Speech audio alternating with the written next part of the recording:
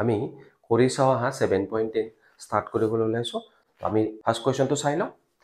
এটা দিয়া আছে 2/1 6/3 আৰু 12/6 ভগ্নাংশ কেইটাক বৃত্তৰ সহায়ত উপস্থাপন কৰা তিনিটা ভগ্নাংশ দি আছে ইহঁতক বৃত্তৰ সহায়ত উপস্থাপন কৰিব লাগে মই তিনিটা বৃত্ত আঁকি লৈছো গতিকে মই ৰাফলি আঁকিছো এটা সৰু ডাঙৰ হ'ব পাৰে কাৰণ মই কম্পাস ব্যৱহাৰ কৰা নাই ঠিক আছে তো আমি চাই লওঁ তো আমাৰ প্ৰথম ভগ্নাংশটো আমাক কি দিয়া আছে 2/1 আছে নে নাই আমি যদি প্ৰথম চোৱা আমি প্ৰথম ভগ্নাংশটো চাওঁ ইয়াতে কি দিয়া আছে 2/1 এতিয়া তোমালোকে জানা 2/1 মানে কি তো 2/1 মানে হল এটা বস্তুক দুই ভাগ কৰি এক ভাগ লোৱা ঠিক আছে মই ইয়াক প্ৰথমতে দুই ভাগ কৰি লৈছো দুটা ভাগৰ ভিতৰত এটা ভাগক মই কি কৰিলো সেট কৰি দিলো তো ইয়াক মই কি বুলি লিখিম 2/1 ঠিক আছে প্ৰথমটো হল তাৰ পিছৰ ভগ্নাংশটো কি আছে 6/3 তাৰ মানে মই কি কৰিব লাগে এই বৃত্তটো ইয়াক বৃত্তৰ সহায়ত দেখুৱাম গতিকে বৃত্তটো কি কৰিম 6টা ভাগ কৰিম 3টা ভাগ লম ঠিক আছে মই 6টা ভাগ কৰো সো এই বৃত্তটোক মই কি কৰিলো 6টা ভাগ কৰিলো 1 2 3 4 5 6 6টা ভাগ কৰিলো 6টা ভাগ কৰি মই কি ল'ব লাগে 3টা ভাগ ল'ব লাগে কাৰণ ভগ্নাংশটো আমাৰ কি আছে 6/3 গতিকে 6টা ভাগ কৰি 3টা ভাগ লম নেক্সট ভগ্নাংশটোত কি হৈ আছে 6/12 বা 12/6 12/6 মানে কি 12/6 মানে হৈছে আমি ইয়াক মুঠ ভাগ কেইটা কৰিব লাগিব আমি ইয়াক মুঠ 12টা ভাগ কৰিব লাগিব আৰু 6টা ল'ব লাগিব ঠিক আছে মই 12টা ভাগ কৰো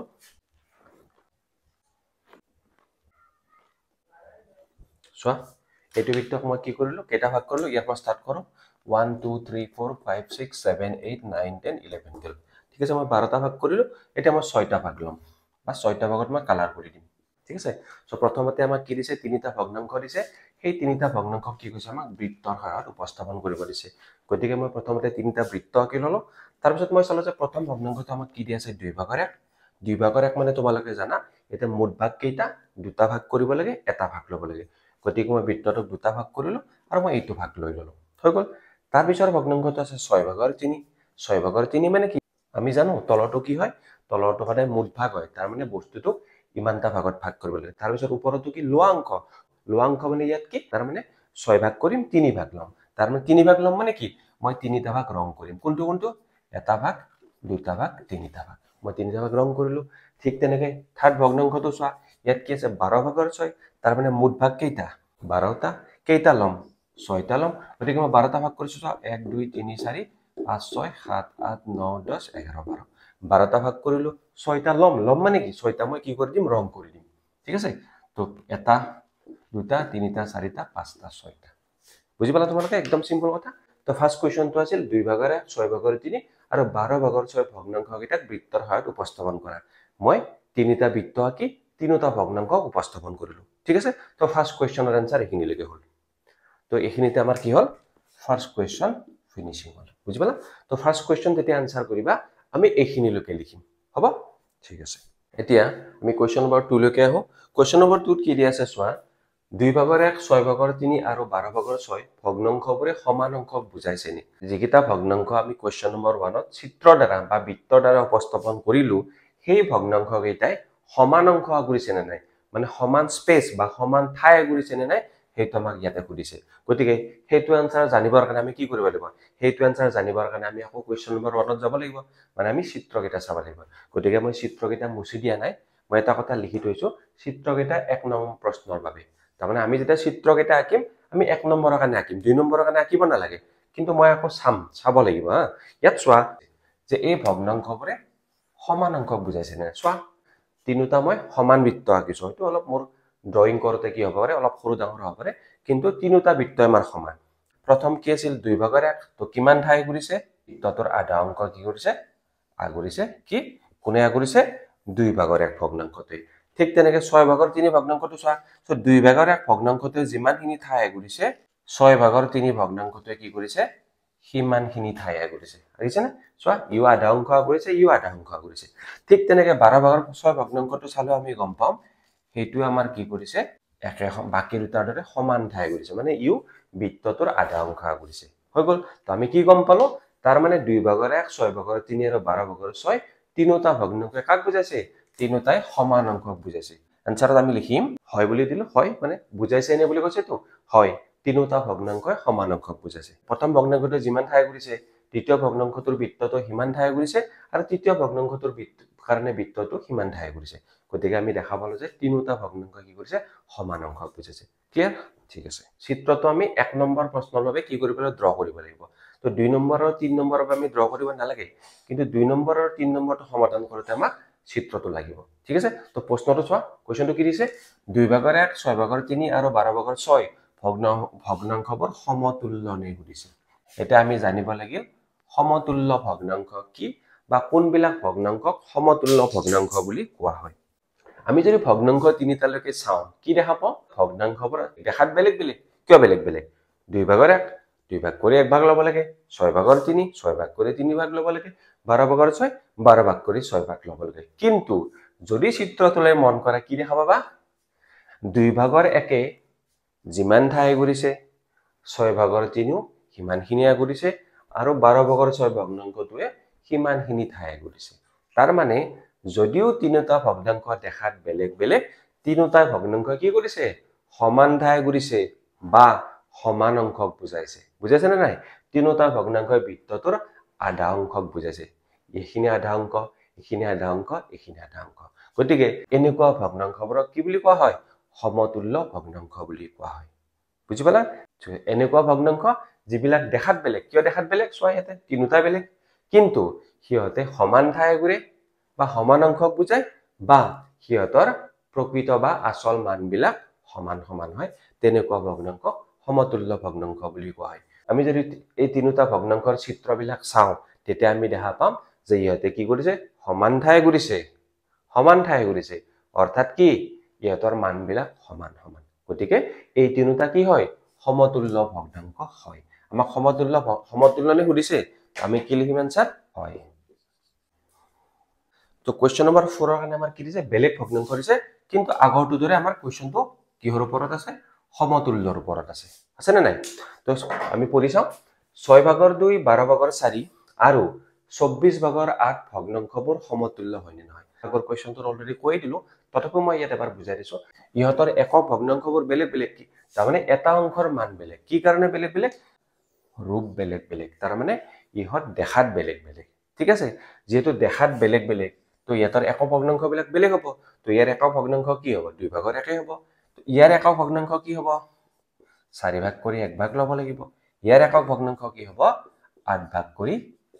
1 ভাগ ল'ব লাগিব একক ভগ্নাংশ মানে কি এটা অংশৰ মান কিন্তু কি আছে ইহঁতে সমান ঠাই ঘূৰে মই কোৱেশ্চন নম্বৰ 2 3 ভালকে বুজাই দিছো যে এই ভগ্নাংশবোৰে কি কৰে যিবিলাক ভগ্নাংশ সমতুল্য হয় সিহঁতৰ ৰূপ বেলেগ হয় ঠিক আছে সিহঁতৰ একক ভগ্নাংশও বেলেগ হয় আৰু ৰূপ বেলেগ কাৰণে একক ভগ্নাংশ বেলেগ কিন্তু কি হয় ইয়াতে সমান ঠাই ঘূৰে নাই সমান ঠাই ঘূৰে বা সমান অংশক বুজায় বুজি পাইছা আগৰ ডায়াগ্ৰামত চাবা সমান ঠাই ঘূৰে বা সমান অংশক বুজায় ঠিক আছে সেই কাৰণে যেহেতু সিহঁতে সমান ঠাই ঘূৰে বা সমান ঠাইক বুজায় সিহঁতৰ মান সমান হয় তাৰ মানে কি বুজি পালা সমতুল্য ভগ্নাংশবোৰ দেখাত বেলেগ বেলেগ হয় কিন্তু সিহঁতৰ মানবিলাক সমান সমান ঠিক আছে তো ইয়াত যেকেইটা ভগ্নাংশ দি আছে সিহঁতৰ দেখাত বেলেগ বেলেগ এটা মানবিলাক সমান হয়নে নহয় আমি প্ৰমাণ কৰি চাম ঠিক আছে এই ভগ্নাংশকেইটা সমতুল্য হয়নে নহয় চাবৰ কাৰণে মই কি কৰিলো তিনিটা বৃত্ত আঁকিলো মই তিনিটা ভগ্নাংশক তিনিটা বৃত্তৰ দ্বাৰা উপস্থাপন কৰিম তো প্ৰথম ভগ্নাংশটো চোৱা প্ৰথম ভগ্নাংশটো আমাৰ কি আছে 6 ভাগৰ 2 তাৰ মানে মই 6 ভাগ কৰি 2 ভাগ ললো তো নেক্সট ভগ্নাংশটো আছে আমাৰ 12 ভাগৰ 4 12 ভাগ কৰি 4 ভাগ লৈছো আৰু 24 ভাগ কৰি মই কি ললো 8 ভাগ ললো আমি যদি বৃত্তকেইটালৈ চাওঁ তেতিয়া আমি দেখা পাম যে প্ৰথম ভগ্নাংশটোত যিমানখিনি ঠাই ঘূৰিছে দ্বিতীয় ভগ্নাংশটোতো সিমানখিনি ঠাই ঘূৰিছে আৰু তৃতীয় ভগ্নাংশটোতো কি কৰিছে সিমানখিনি ঠাই ঘূৰিছে তাৰ মানে আমি কি গম পালো যদি ভগ্নাংশবিলাকৰ ৰূপ বেলেগ বেলেগ হয় কিন্তু সিহঁতে কি কৰে সমান ঠাই ঘূৰে বা সমান অংশক বুজায় এটা সমান ঠাই ঘূৰিছে বা সমান অংশক বুজাইছে তেতিয়া তেনেকুৱা ভগ্নাংশবিলাকক আমি কি কওঁ সমতুল্য ভগ্নাংশ বুলি কওঁ অৰ্থাৎ এই ভগ্নাংশবিলাকৰ মানবিলাক কি সমান সমান কাৰণ সিহঁতে সমান ঠাই ঘূৰিছে বা সমান অংশক বুজাইছে ঠিক আছে তো এনসাৰত কি হ'ব এতিয়া 6 ভাগৰ 2 12 ভাগৰ 4 আৰু 24 ভাগৰ 8 ভগ্নাংশবোৰ সমতুল্য হয় ঠিক আছে হ'ব এতিয়া এই যেটো সমতুল্য ভগ্নাংশ হয় নে নহয় বা সমতুল্য ভগ্নাংশ উলিয়া এই ভগ্নাংশবিলাক উলিয়াবৰ কাৰণে বা চাবৰ কাৰণে আমাৰ সহজ নিয়ম আছে যেটো আমি পিছৰ এক্সাৰসাইজত কৰিম কিন্তু এইটো এক্সাৰসাইজত আমি সমতুল্য ভগ্নাংশ উলিয়াবৰ কাৰণে বা চাবৰ কাৰণে আমি চিত্ৰৰে সহায় ল'ম ঠিক আছে এতিয়া কোৱেশ্চন নম্বৰ 5ত আহা ইয়াতে কি দিছে 4/3 তিনিটা সমতুল্য ভগ্নাংশ লিখা যেহেতু আমি গোটেইকেইটা প্ৰশ্ন চিত্ৰৰ সহায়তে কৰিছো গতিকে ইয়াতো এইটো প্ৰশ্ন আমি চিত্ৰৰ সহায়ত কৰিম পিছৰ এক্সাৰসাইজত বা পিছৰ অনুশীলনীত আমি কি কৰিম বেলেগ নিয়মৰ দ্বাৰা আমি এইটো অংক কৰিম ঠিক আছে 4টা ভাগ দিয়া আছে তো ইয়াৰে মই 3টা ভাগ লৈ লম তো প্ৰতিটো ঘৰকে মই কি সমানে আকৌ দুভাগ কৰিম এতিয়া তোমালোকে চোৱাচোন